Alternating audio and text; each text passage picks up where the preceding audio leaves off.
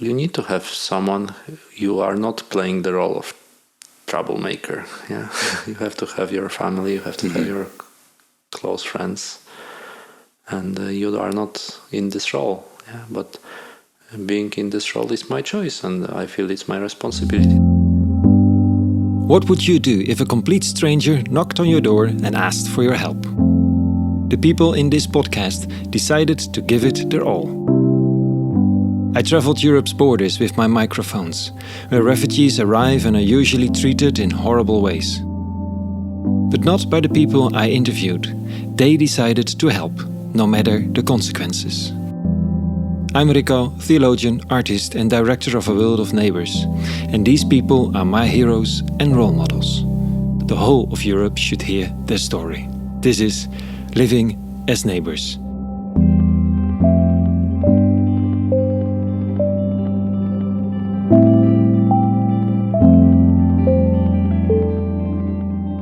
Karol, Kraków.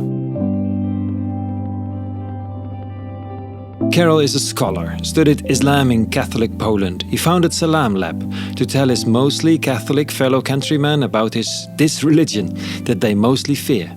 His words and writing became influential, and his actions as well. Organizing help for people at different borders, addressing tirelessly the political schemes behind it all.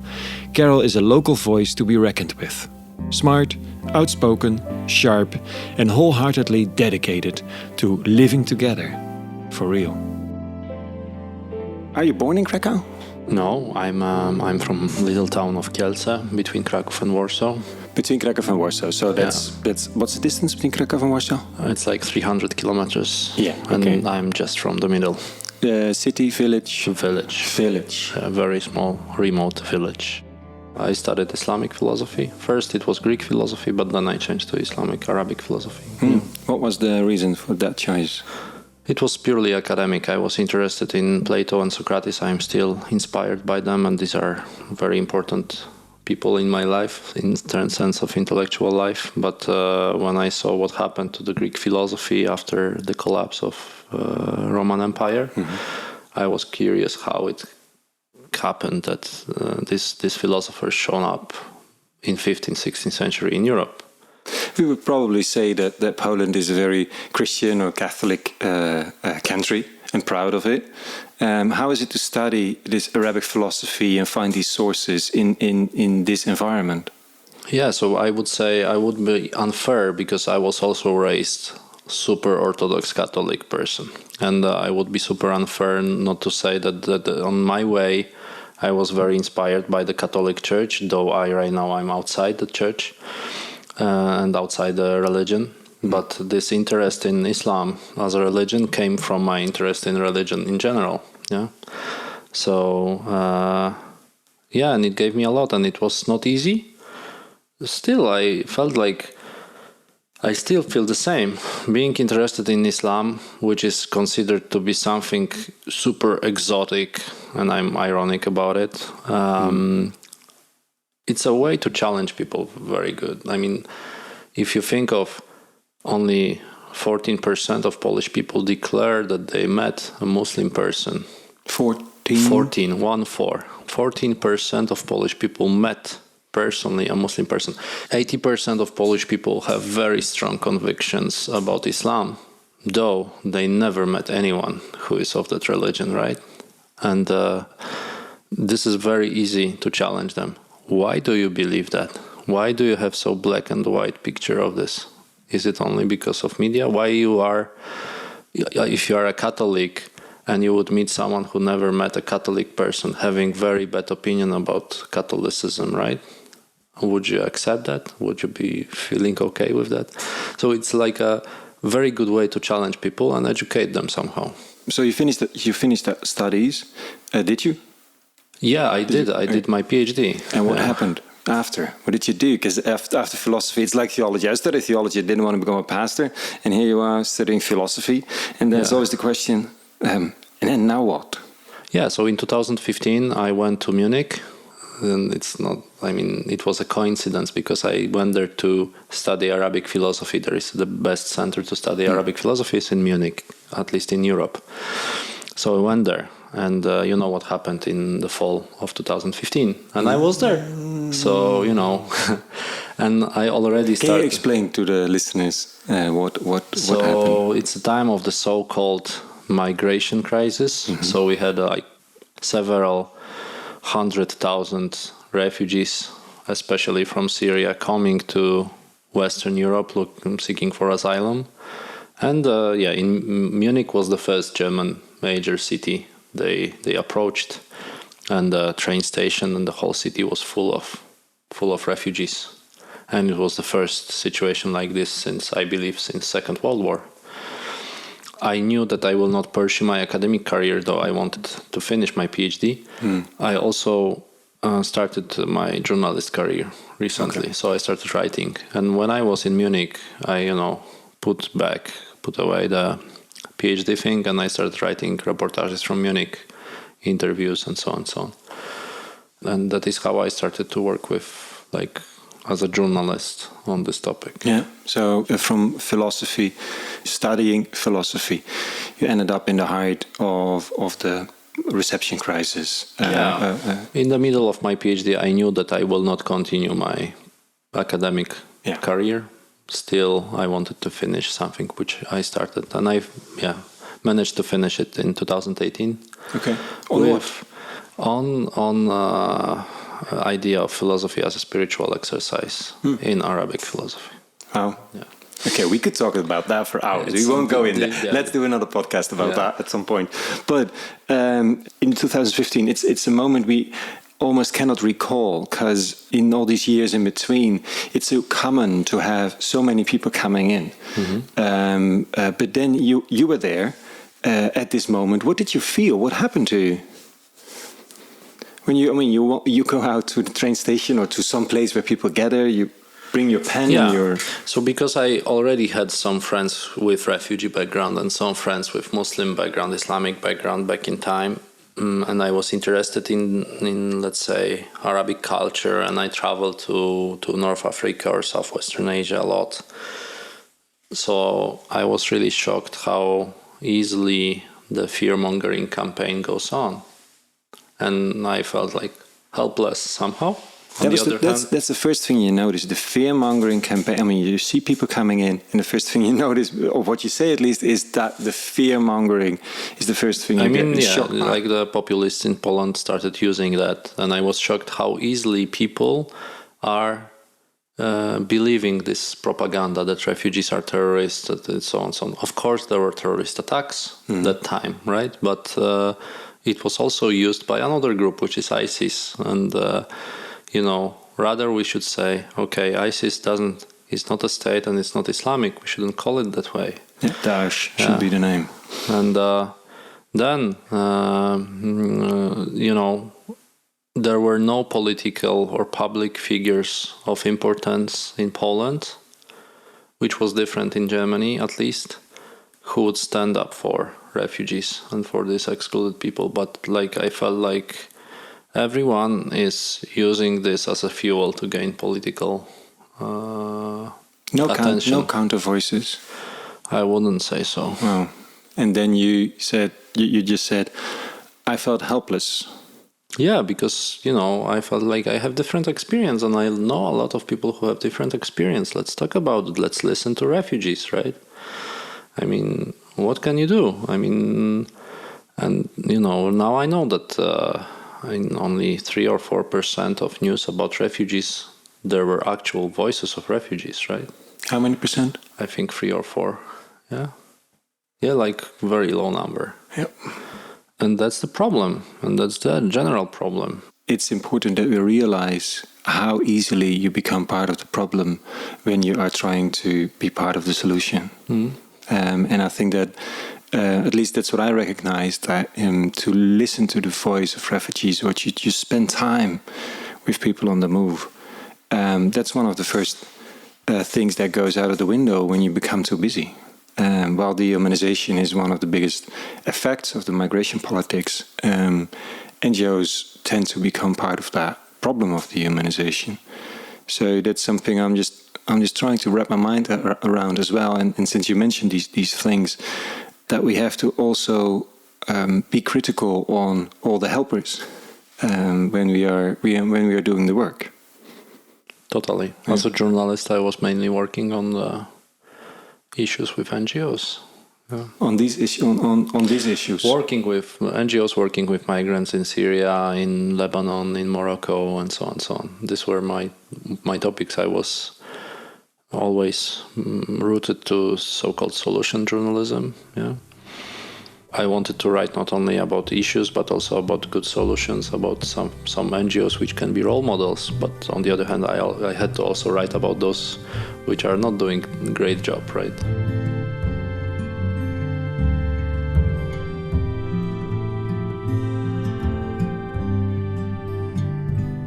Hey, and then you founded this place, Salam Lab. Yeah, but it's a new thing. It's a new thing. Tell us all about it. It's thanks to Vladimir Putin. Okay.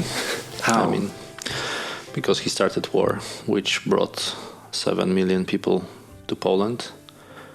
Right now, I believe almost 2 million remained. And out of it, I don't know, maybe 100,000, maybe a little bit less, they stay in Kraków. And, a year ago, in Kraków, you had maybe 3 or 4 refugee families. A year ago? A year ago, in the whole city, there were 4 families with refugee background. And now 100,000 people. Yeah. That's a lot. I mean, how big is Krakow? How many people? Like 1 million. 1 million. But that's an enormous change for a city. Yeah. And it's only 1 year. So it didn't start with the first aggression from Putin towards Ukraine. That didn't bring too many people to Krakow yet. I mean, it brought, but they were not, like, we didn't consider them. Most of them were not considered as refugees. They were people from Lviv, from Odessa, from areas which were not attacked. There were a few people from Donbas. I knew some refugees from Donbas who had refugee status in Poland, but these were very few numbers, right? I mean, and they remained in Warsaw. But here in Kraków, we had a quite big community diaspora of Ukrainians. I would say another 80,000 people. Still, they were considered like, working here, like Polish people in London. Yeah.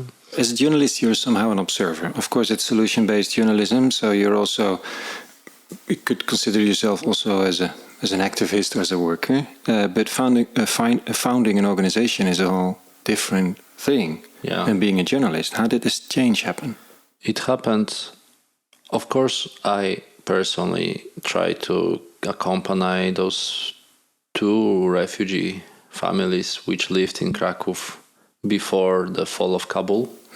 After the fall of Kabul, we had 2 other families who came in September last year. They are all now in Belgium and Germany. And you knew them? I met them, yeah.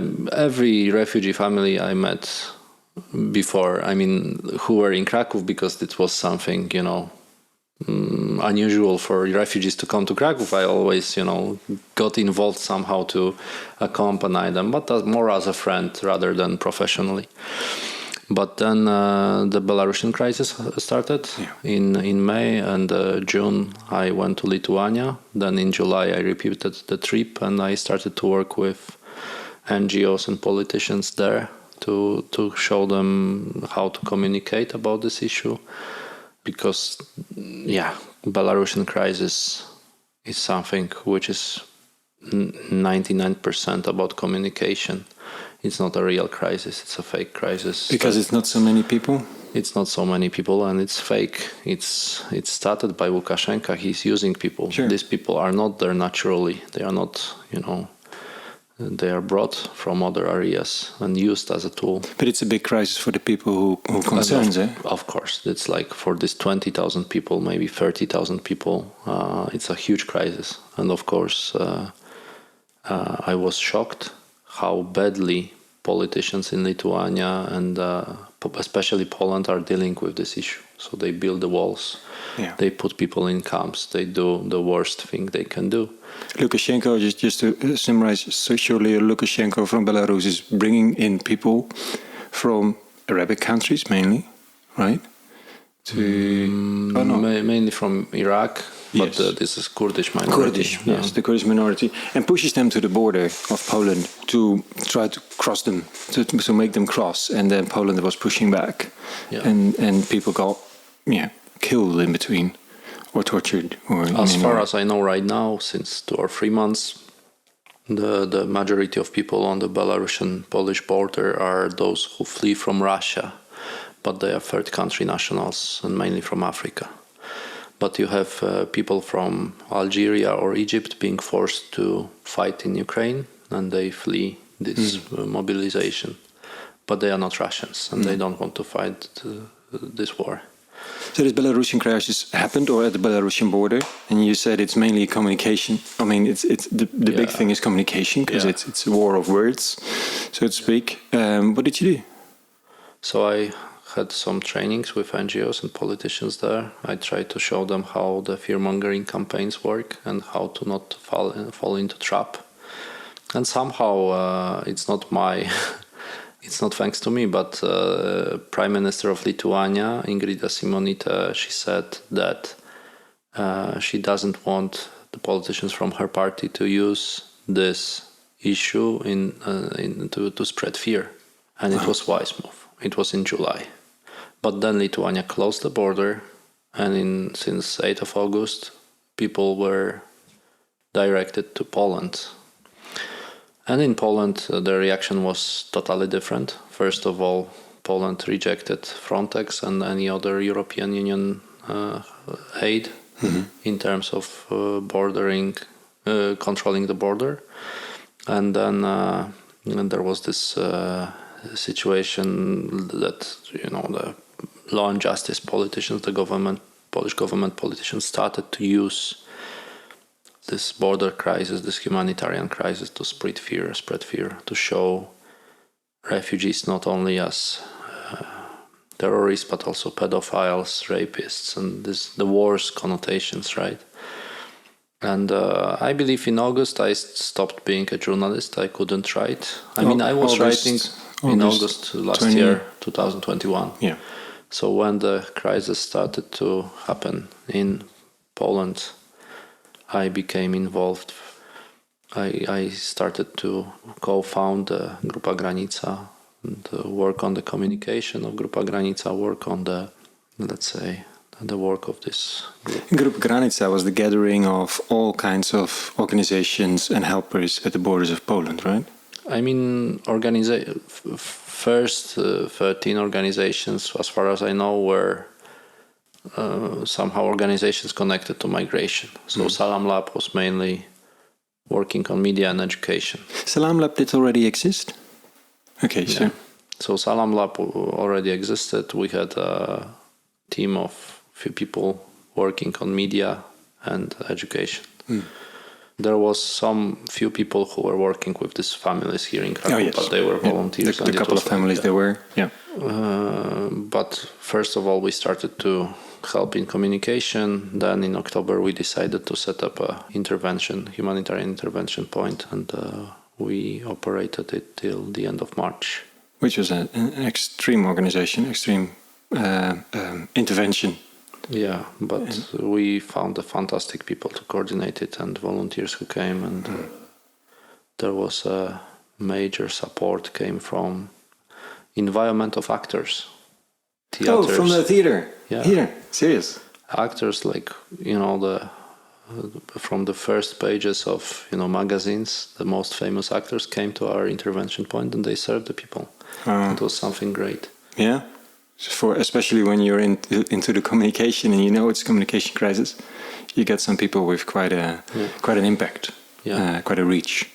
It was very important because it helped us to present this issue as a humanitarian issue and show the suffering of people to all Polish publicity. In November, it was number one topic not only in Poland but in Europe. I believe. Yeah, definitely, we've seen it everywhere. Yeah. So, it was thanks to Grupa Granica, thanks to these actors, thanks to all these people who were involved at the beginning.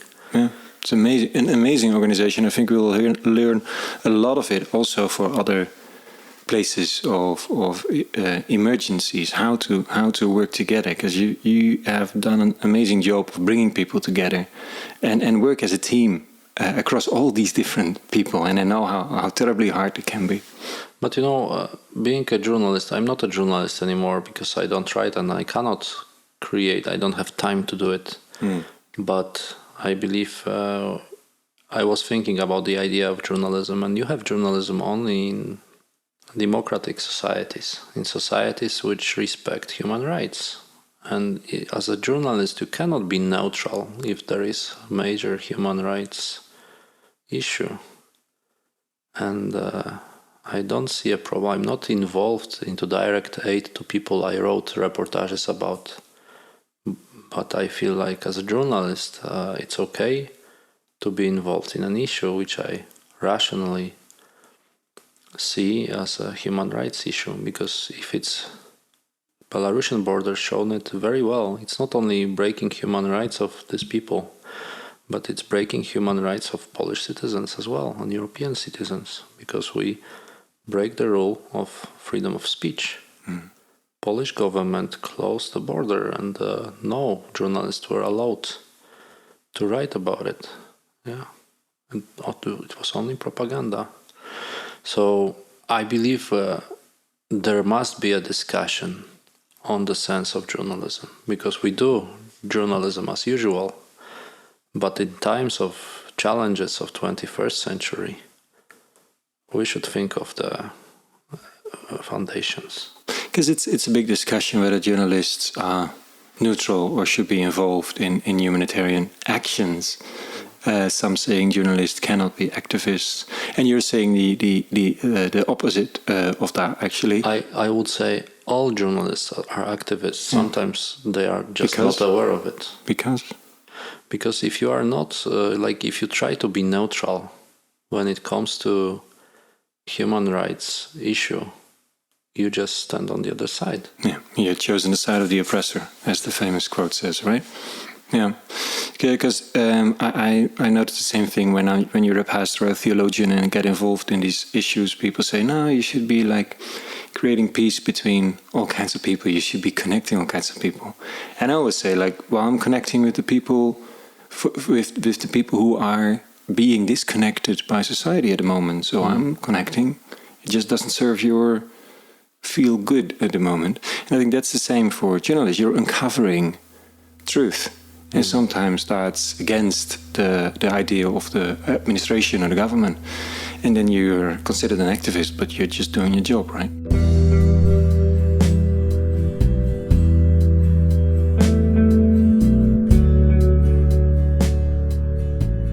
Hey, Salam Lab, you said you founded it already. It's connecting people of different religions or spiritualities, and you say it's on communication, right? Can you tell us a little bit what it is, to give us an idea? Salam Lab started in 2016 somehow, not as Salam Lab, but as a blog on Islam, which I did with my ex-wife. Yeah. In March 2021, we decided that this blog it's not enough. Why did you start a blog on Islam in 2016? Because it was my response to the solidarity crisis. So what I wanted to do is to create some sort of Polish Wikipedia on Islam. Because you felt the solidarity crisis has something to do with not understanding religion, and specifically Islam. Yeah. How? Because a solidarity crisis can be there strangers. Because would you say it's religious? Fear against Muslims and refugees was based on ignorance. Ignorance of Islam. Yeah. Ignorance of Arab culture, ignorance of what it is to be a refugee. And at the time I created all this educational... By profession, I'm a philosophy teacher. I still teach ethics in a primary school. Yeah. In primary school? Yeah. Nice. I love it. Yeah, cool. And so I believe if you consider the link between fear and ignorance, it's not only based on ignorance in a rational sense or knowledge, but it's also based on emotional ignorance. And that is how I created this educational programs for kids in schools about empathy and multiculturalism, empathy and Islam, empathy and refugees. So we have certain exercises we do right now in Salam Lab, which let people not only to understand or know what's the situation, but also take the perspective, be empathetic with refugees. And I feel like these educational processes and fighting this ignorance must be much deeper than just showing some facts, Emotional ignorance is the source of lack of empathy, you'd say. You're not able to put yourself into the situation in somebody's shoes. You don't even want to, because it makes you uncomfortable. It's better to listen to President Duda or other law and justice politicians who tell you Poles are the best and we need just Polish people here, right? How did it change your life or affect your life with your actual neighbors in Poland? Is it a confrontation all the time? Like, oh yeah, that's Karol, he talks about Islam. Or are people curious? Or are you in your family? How does it work? Maybe it's not a confrontation, but I would say it's sort of a challenge, being a challenge for people, troublemaker. And I feel myself good in this role. You like it, or is it? Yeah, and I like the fact that all these new neighbors, new inhabitants of Kraków, which come from Ukraine and not only, they challenge myself. So, for example, you have this idea that you come to the center, and I'm happy about the Kherson offensive, for example. That Ukrainian forces are kicking the ass of Russians in Kherson. And I meet one of my employees and I tell her, I'm happy, how are you? The Ukrainians are doing great. And she starts to cry and she says, you know how many Ukrainian boys died today? And then you have a challenge, right? And then you still have to have this thought that, okay, hold on, listen, then express your thoughts. So I believe this, I'm really hopeful about this refugee crisis, that it's a challenge which will help us to understand we cannot live with this concept that it's just our house, our fence, our border, and we can, exclude the others, and we'll live in Poland, or we'll live in Kraków, or we'll live in our little house in little village, and things will go on as usual, because this is a different time. When I start my this trainings on empathy, we are talking about something which is called group effect, and this is like very natural, biological even mechanism in our minds, which we don't learn it, we have it from the very beginning, that we want to feel a part of the group, and we are afraid of anything which makes us outside, which makes us different. And the other thing is that we like to think better of our own group, or the group we identify with, and we think worse of the group we don't identify. And these are very basic things, but people are not aware of it. We don't educate about it in Polish schools. Or even worse, people accept it. They say Ukrainians are part of the us, so we're going to invite them in. The others are a part of them, so we should build walls. So we're actively promoting group thinking. Yeah.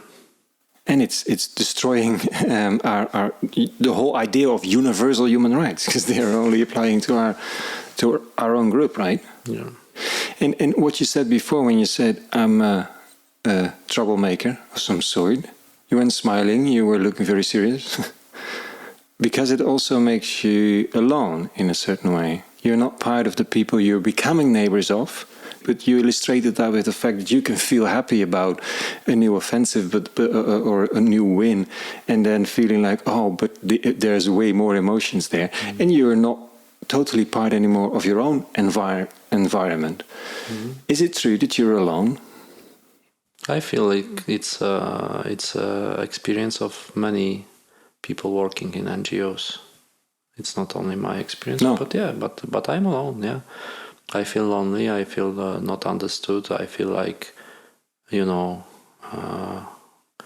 we say throwing beans on the wall in Polish. That you're just doing something and it doesn't have any effect when it comes to working with local authorities, the government, some sort of decision makers. It's like, they are just not listening.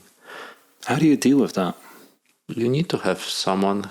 You are not playing the role of troublemaker. Yeah, you have to have your family. You have to have your close friends, and you are not in this role. Yeah, but being in this role is my choice, and I feel it's my responsibility that not only people of Poland they need challengers or troublemakers, also Ukrainians. They also are. There is a lot of discrimination in this group. Their mentality is very close. They also think of themselves. When I hear about stories of Roma people, how they are treated by other Ukrainian refugees, or if I hear that Ukrainian government in United Nations meeting, they are neutral in the case of Uyghurs in China, I feel like disappointed, right? So I feel they also need this. Yeah. Of course, they are right now victims of war.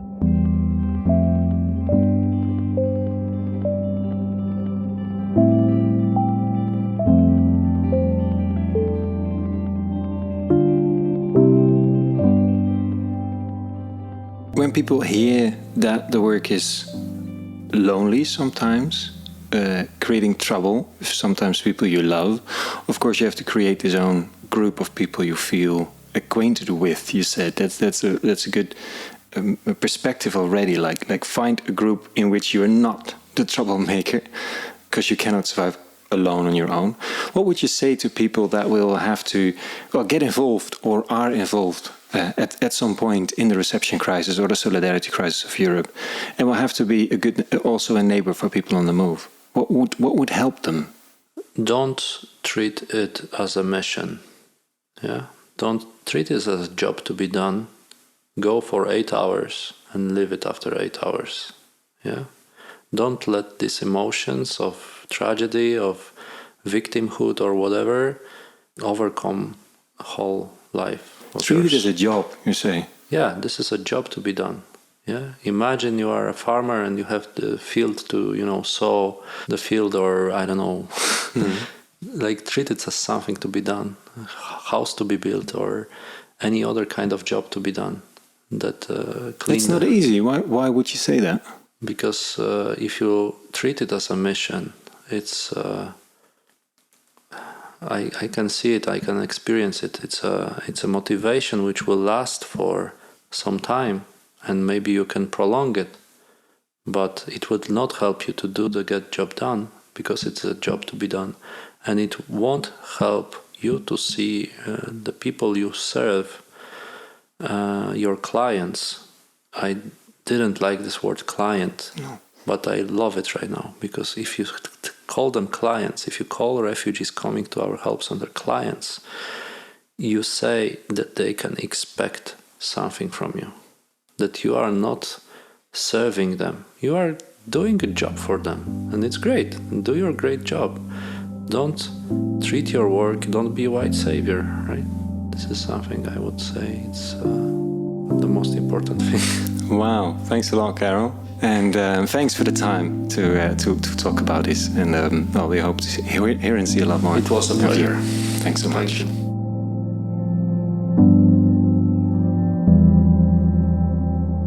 Thanks for listening to this episode of Living as Neighbours.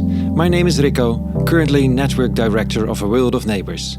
This podcast is made possible by the Lutheran World Federation with the support of the German federal government through the Deutsche Gesellschaft für internationale Zusammenarbeit. You will find more awesome people all over Europe in our network of practitioners. Follow us on @A World of Neighbours for more information and more podcasts like these.